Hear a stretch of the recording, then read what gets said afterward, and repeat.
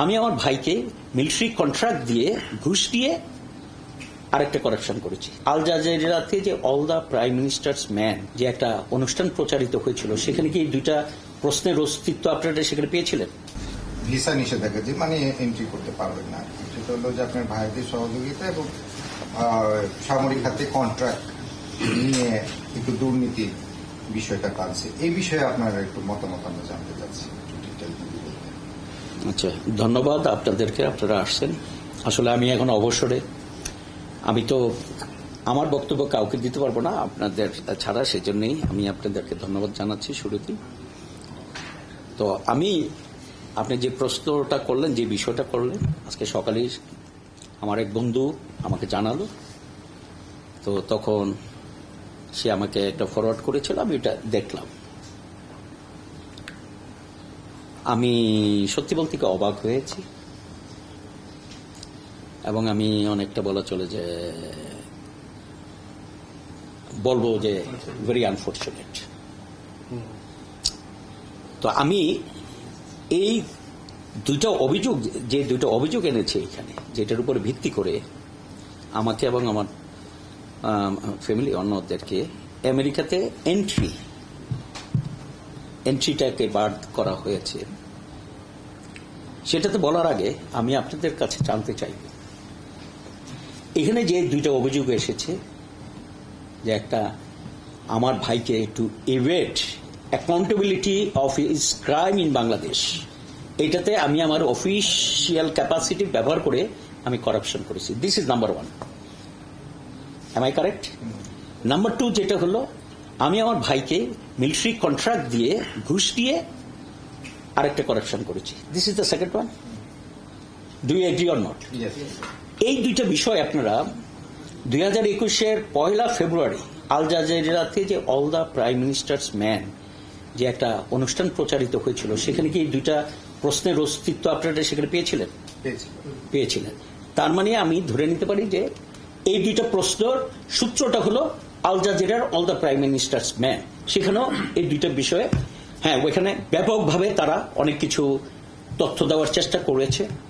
যদিও আমি August 2021-এ Deutsche ভেলেতে একটা ইন্টারভিউ দিয়েছিলাম, সেখানে তাদেরকে আমি ধরে ধরে বিভিন্ন এভিডেন্স দিয়ে আমি ওখানে বলেছি আল জাজিরা যেটা প্রচার করেছে এটা সঠিক নয়, ভুল তথ্য দিয়ে প্রমাণ করেছে, তারা সেটা প্রচার করেছে। এখন আসি আপনাদের উত্তরে। প্রথম যে প্রশ্নটা আসলো যে আমি আমার ভাইকে আমার অফিসিয়াল ক্যাপাসিটি ব্যবহার করে প্রচলিত নিয়মকানুনকে যাতে অ্যাভয়েড করে আসে, he can Yvette accountability of his crime in Bangladesh, এটাতে আমি সহযোগিতা করে করাপশন করেছি। আমি বলবো যে ভাই এর হিন্ট করছে, যদিও এখানে কোনো ভাইয়ের নাম উল্লেখ করে নেই, মানে ভাই বলছে, নট ব্রাদার্স, ব্রাদার। আমার সেই ভাই কিন্তু 2002 সাল থেকে হলো বাংলাদেশের বাইরে, এবং সে অবশ্যই বৈধ ডকুমেন্ট নিয়েই বাংলাদেশের বাইরে গিয়েছিল। তো তারপরে এই ধরনের আমি তাকে এখান থেকে চলে যাওয়ার জন্য সহযোগিতা করেছি, এই অভিযোগটা আমি মেনে নিতে পারছি না। এটা আমার জন্য প্রযোজ্য নয় বলে আমি মনে করি। দ্বিতীয় যে বিষয়টা বলেছে যে আমি আমার ভাইদেরকে মিলিটারি কন্ট্রাক্ট দিয়ে ঘুষ নিয়ে আমি করাপশন করেছি, আমি আপনাদের মাধ্যমে আবারও বলতে চাই, আমি পূর্বেও বলেছিলাম ডয়েচে ভেলেতে যখন আমি ইন্টারভিউ দিয়েছিলাম, আবারও বলতে চাই যে আমি 4 বছর ডিজিবিজিবি ছিলাম, 3 বছর সেনাবাহিনী প্রধান ছিলাম। এই 7 বছরে বিজিবিতে অথবা সেনাবাহিনীতে আমার কোনো ভাইকে আমি কোনো একটা কন্ট্রাক্ট দিয়েছি কিনা, এটার কোনো প্রমাণ কেউ আমাকে দেখাতে পারবে কিনা? আমি দেইনি। আমি সেটা খুব গর্বের সাথে এবং বড় জোর দিয়ে আমি ডয়েচে ভেলের ইন্টারভিউতে বলেছিলাম যে কেউ যদি প্রমাণ আনতে পারে, এখন আমি ইউনিফর্মের নাই, কেউ যদি তদন্ত করে প্রমাণ আনতে পারে যে হ্যাঁ আমি বিজিবিতে আমার ভাইদেরকে কোনো কন্ট্রাক্ট দিয়েছিলাম, বা সেনাবাহিনীতে এসে যে ধরনের এই যে মিলিটারি কন্ট্রাক্টের কথা বলছেন দিয়েছি, যদি প্রমাণ করতে পারে, I am ready to accept any consequence. But আমি দেইনি। আমি আমার ভাইদেরকে দেইনি। আমি 4 বছর বিজিবিতে ছিলাম, আমি চাইলে কি তাদেরকে বিজিবির লাইসেন্স করে দিতে পারতাম না? আমি সেনাপ্রধান ছিলাম, আমি কি চাইলে ইনফ্লুয়েন্স যদি করে তাদেরকে ডিজিটিভিতে আমি লাইসেন্স করে দিতে পারতাম না? আপনারা খোঁজ নেন বিজিবিতে তাদের কোনো লাইসেন্স আছে কিনা, ডিজিটিভিতে তাদের কোনো লাইসেন্স আছে কিনা, এবং তাদেরকে কোনো কন্ট্রাক্ট দিয়েছে কিনা। যদি কন্ট্রাক্টই না দিয়ে থাকে সেখানে হলো করাপশনের, এটা কেন মেনে নেব? অবান্তর। আল জাজিরা তো একই জিনিস বলেছিল, এবং সেখানে যে জিনিসটা বলেছিল যে একটা স্পাইওয়্যার সিগন্যাল ইকুইপমেন্ট কেনার ব্যাপারে, যেটা হাঙ্গেরি থেকে কেনা হয়েছিল এবং যেটা তাদের ভাষ্য অনুযায়ী সেটা ইসরায়েলের অরিজিন, সেটার কন্ট্রাক্ট নিয়ে আমি দুর্নীতি করেছি, আমার ভাইয়ের মাধ্যমে দিয়েছি। এখানে দুইটা বিষয় হলো কাকতালীয়।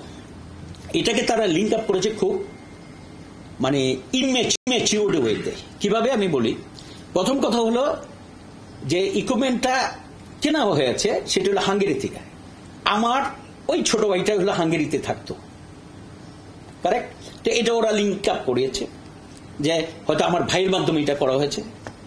সেকেন্ড যে জিনিসটা হলো 26 তারিখে হলো কন্ট্রাক্টটা সাইন হয়েছে, 25 তারিখে জুন 2018 25 তারিখে হলো আমি দায়িত্বভার গ্রহণ করি, জুন 2018 26 তারিখে হলো কন্ট্রাক্টটা সাইন করেছে। কে সাইন করেছে? সেনা সদর না, ডিজিডিপি করেছে, এবং ডিজিডিপি করেছে কন্ট্রাক্টরের সাথে। এই কন্ট্রাক্টগুলো মিলিটারি হার্ডওয়্যার কেনার জন্য যে কন্ট্রাক্টটা হয় সেটার এটা টেন্ডার করা অন্যান্য জিনিস এগুলা সাধারণত ডিজিটিপি করে থাকে, এবং ডিজিটিপি আর্মি হেডকোয়ার্টারের অধীনে নয়, এটা এফডি মিনিস্ট্রি অফ ডিফেন্স এবং এফডির অধীনে, আর্মি হেডকোয়ার্টারের অধীনে নয়। তো তারা কোনটা করেছে 26 তারিখে, এটা তো আমার তো জানার কথা না। আমি 25 তারিখ হলো দায়িত্বভার গ্রহণ করেছি। এখন ওই ইকুইপমেন্টের কথায় যদি আসি, কারণ আমি সেই জন্যই শুরুতেই আপনাদেরকে বলেছিলাম যে এই দুইটা প্রশ্ন এখানে যেখানে এনেছে এটা প্রাসঙ্গিক, কারণ আল জাজিরাতে একই জিনিস ওখানে এই অভিযোগগুলো আনানো হয়েছিল। আমি দেখছি যে ইট ইজ লিঙ্কড। ওইখানে যে সিগন্যাল ইকুইপমেন্টের কথা বলা হয়েছিল, আমার কাছে এভিডেন্স আছে, আপনারা যদি চান I can give you the photocopy. 2016 জাতিসংঘ ডিপিকেও এফডির মাধ্যমে, আর্ম ফোর্সেস ডিভিশনের মাধ্যমে জানতে চায় যে আমাদের একটা special signal company DR Congo তে মোতায়েন করা হবে, মনুস্কো এই মিশনের সংক্ষিপ্ত নাম, সেখানে মোতায়েন করা হবে, আপনারা দিতে পারবেন কিনা। ওইটার সাথে যে ইকুইপমেন্ট রিকোয়ারমেন্ট, ওই রিকোয়ারমেন্টটা স্বাক্ষর করেছে একজন লেফটেন্যান্ট জেনারেল মাকসুদ আহমেদ। সে ছিল তখন military adviser for peace operation, তার স্বাক্ষরিত এই মিলিটারি এই যে ইকুইপমেন্ট রিকোয়ারমেন্টটা সহ পাঠিয়েছিল। 29 ডিসেম্বর তারা বাংলাদেশকে নক করে। 5 জানুয়ারি সেনা সদরের থেকে জানানো হয় যে তাদেরকে বলার জন্য আমরা এই ইকুইপমেন্ট আমাদের নাই, এটা যদি করতে হয় আমাদের সময় লাগবে, এবং আমরা সেপ্টেম্বর 2018 আগে এই ইকুইপমেন্ট ডিপ্লয় করতে পারবো না, যদি হয় তাহলে জানা, না হলে আমরা স্টপ করে দিই। এনিওয়ে এখানে অনেক কিছু হয়েছে, আমি সবকিছুতে যাচ্ছি না। মার্চ মাসে 2017 একটা অফিসার পর্ষদ গঠন করা হয় যে এই যে ইকুইপমেন্টের রিকোয়ারমেন্টগুলো ইউএনডিপিকে দিয়েছে, এই রিকোয়ারমেন্ট অনুযায়ী কোথা থেকে এই ইকুইপমেন্ট পাওয়া যাবে এটা তোমরা খুঁজে দেখো। তো যাক, ওরা খুঁজে দেখে তখন সেপ্টেম্বর মাসে, সম্ভবত 21 সেপ্টেম্বর 2017 এই বোর্ড তখন জিএসপিসি 7/2017 সেখানে প্রেজেন্টেশন দেয়, এবং এই ইকুইপমেন্টটা কোন দেশে থেকে কিনবে, কি ধরনের রিকোয়ারমেন্ট ফুলফিল করে কিনা, দাম কত, সবকিছু নিয়ে জিএসপিসিতে উপস্থাপন করে এবং সেটা অ্যাপ্রুভ করে। কত তারিখে? 17 সেপ্টেম্বর 2017, 21 সেপ্টেম্বর কারেক্ট। তারপরে এটা পাঠানো হয় অনুমোদনের জন্য। 4 জুন 2018 এটা এফডি থেকে অনুমোদন আসে যে হ্যাঁ you can go for it, যে এটা ইউএন এর জন্য কেনা হবে, আসে। এবং 26 জুন ডিজিটিপি হলো কন্ট্রাক্টটা সাইন করে। তো এই যে প্রসেসটা যেটা বললাম, আমার কাছে কিন্তু আমি যা কথা বলছি সবকিছু বেসড অন এভিডেন্স, ডকুমেন্টস। এখানে কোন জায়গায় আমি কি সেনাপ্রধান ছিলাম, বা আমার এখানে ইনফ্লুয়েন্স করার মতো কোনো ইয়েতে ছিল? কারণ আমি তো এই পুরো প্রসেসের কোথাও তো আমি ছিলাম না। আমি 25 তারিখে দায়িত্ব নিলাম, 26 তারিখে হলো কন্ট্রাক্ট হয়েছে, which was not even in my knowledge। তা আমি এটার সাথে কিভাবে আমার ভাইকে কন্ট্রাক্ট দিলাম এবং আমি সেখান থেকে ঘুষ নিয়ে আমি দুর্নীতি করলাম, আপনারই বলুন। আচ্ছা, আপনি বলতেছেন যে এটা একটা chain, all the prime ministers man, এবং সেটারই একটা ফলো আপের। কারণ আমি তো এই দুইটা প্রসঙ্গ তো ওখানে দেখেছি, আপনারাও তো ইয়েটা করলেন যে ওখানে দেখেছেন যে একই জিনিস ওখানে, যে অভিযোগ দুইটা এখানে আনা হয়েছে। ইন্টারভিউ করাইতে পারে কোনো ষড়যন্ত্র বা কোনো কাউকে কি সন্দেহ করেন যে কোন পক্ষ কোন এটা কার ইন্টারেস্ট সার্ভ হচ্ছে, এটা আপনার কি মনে হয়? দেখেন, এই ব্যাপারে আসলে আমি এখন হলো রিটায়ার্ড, আমার হলো টুলসও নাই, অন্য কিছু নাই, বলতে সুবিধা পাবেন কারণ ইউনিফর্ম থেকে না না না, আসলে এটা কার স্বার্থ, না না না, কার স্বার্থ বা কি উদ্দেশ্য করেছে, এটা আমার মনে হয় যে এটা হলো যে আমি অ্যাটলিস্ট আমার অবস্থান থেকে, আমি একটা সাবেক সেনাবাহিনী প্রধান ছিলাম, ঠিক আছে না, আমার কথার একটা মূল্য আছে, একটা হলো গুরুত্ব আছে, একটা ক্রেডিবিলিটি আছে। আমার এমন কোন মন্তব্য করা উচিত হবে না যেটা which I cannot stand for. সরকার আপনাকে জানিয়েছিল এই নিষেধাজ্ঞার ব্যাপারে? না, কিছুক্ষণ আগে পররাষ্ট্রমন্ত্রী বলেছে যে উনি সেনাবাহিনীর লোক, তো সেনাবাহিনীর পক্ষ থেকে আসলে ওনার ব্যবস্থা নেওয়া হবে বা পরবর্তী কি করা যায় এটা সেনাবাহিনীর পক্ষ থেকেই, সরকার আসলে দায়টা সেনাবাহিনীর দিকে চাপিয়ে দিয়েছে। এই ব্যাপারে আপনার যদি কোনো অপিনিয়ন। মানে আপনার এটা বুঝলাম না। পররাষ্ট্রমন্ত্রীকে প্রশ্ন করা হয়েছিল আপনার এই নিষেধাজ্ঞার বিষয়ে মন্তব্য, উনি উত্তর দিয়েছেন এটা সেনাবাহিনীর বিষয়, উনি সেনাবাহিনীর লোক, বিষয়টা সেনাবাহিনী দেখবে, এরকম উনি উত্তর দিয়েছেন। দেখেন, পররাষ্ট্র মন্ত্রণালয়ে কোন প্রেক্ষাপটে কি বলেছে সেটা হলো ওনাদের বিষয়, আর সেনাবাহিনীর দেখার কি বিষয় আছে না আছে সেটা হলো যে সেনাবাহিনী, এখানে আমার মন্তব্য করার তো কিছু নাই। আচ্ছা, আপনি কি মনে করেন যে সেনা প্রধান হিসেবে সাবেক এক্সিস্টিং থাকা অবস্থায় নিষেধাজ্ঞা ছিল না রিটায়ারমেন্টের পরে, বাহিনীর কোন বিষয় ভাবমূর্তিতে?